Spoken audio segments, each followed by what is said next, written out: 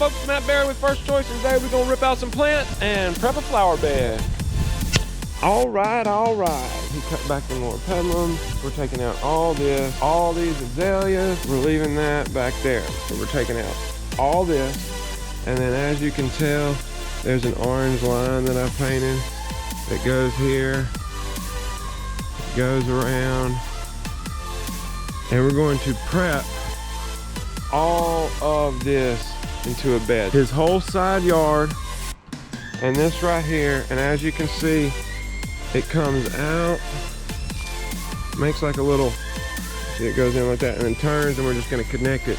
His yard, where it ends, is just gonna be a flower bed. And then the only grass that he'll have to maintain is just this little in the middle.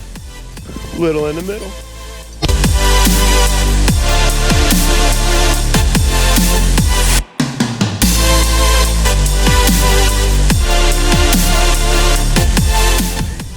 All right, we got everything ripped out. As you can see, this whole corner right here. Actually, we gotta do one more, I forgot about that. It's actually too close, we're having to put a chain around it, pull it this way. So basically what we're gonna do is, this is just gonna be that one bed like we talked about.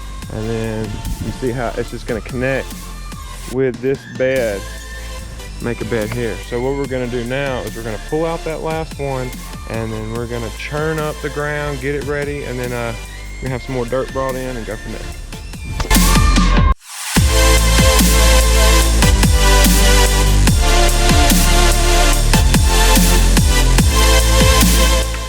All right, we got everything ripped out. We've also cultivated all of the yard, got it smooth. Now we're about to do one last rake and just prep everything, have it look nice and neat. And then I'm gonna go ahead and hit it with a commercial weed killer. That way we don't gotta worry about any grass or anything growing back up in here. And this phase of the project will be done.